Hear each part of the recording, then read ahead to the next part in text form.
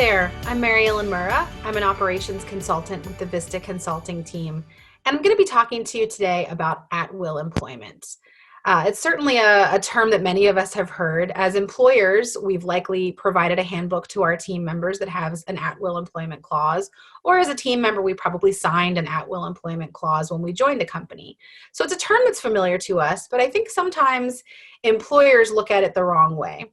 So basically what an at-will employment statement says is that I, as the employer, can terminate an employee at any time for any reason or for no reason at all.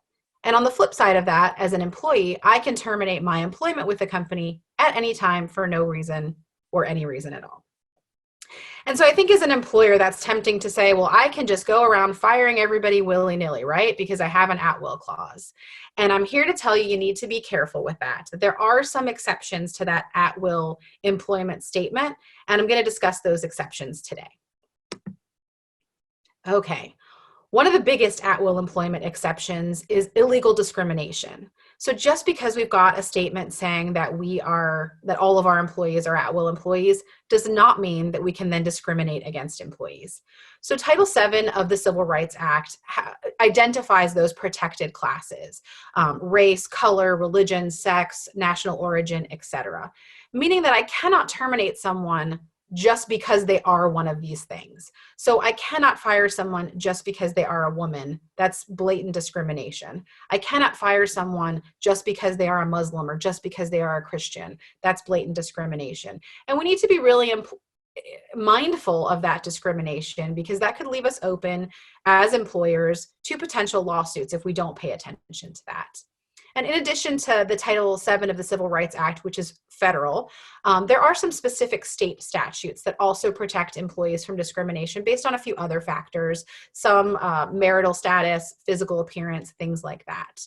So in general, we want to be good employers. We don't want to fire people simply because they are one of these things. Okay, another exception to at-will employment is retaliating for performing a legally protected action. So a good example of this would be something like whistleblowing. So if the company's done something wrong and an employee has pointed that out, has brought that to the attention of the authorities, say, we cannot just fire that person as a retaliation for doing that. They are legally protected by that. All right, another exception to at-will employment is a contract that outlines terms of employment. So for example, if instead of a regular employee, a regular, W-4 employee, we've got a contract in place that states this employee is going to be employed from X date to X date, making X amount of money, that contract would supersede that at-will employment statement. That does not mean that that person can never be fired. If you've got somebody who's working on a contract and there's a breach of that contract, or there's some sort of issue, with the ability to pay that person that sort of supersedes what's going on there, you certainly have options for getting out of contracts, but that person should not be considered an at-will employee. You have put a contract in place with them. They have a specific start date and a specific end date, so they will be outside the scope of that at-will employment. And finally, an employer who provides some protections. So for example, if you've got a handbook that has a statement in it that you only fire for just cause, well, then that statement's going to supersede the at-will employment statement, and you would then need to prove just cause for anybody that you let go. So you might want to take a look at your employee handbook, make sure that if you've got the at-will employment statement at the front there, that you don't have something else in your employee handbook that might supersede that might say we're only going to terminate employees for X, Y, or Z, because that could be something that could leave you exposed to a potential lawsuit if you did then let someone go, and they can prove that in your handbook you've got some language in there that says that you're only going to do it for cause.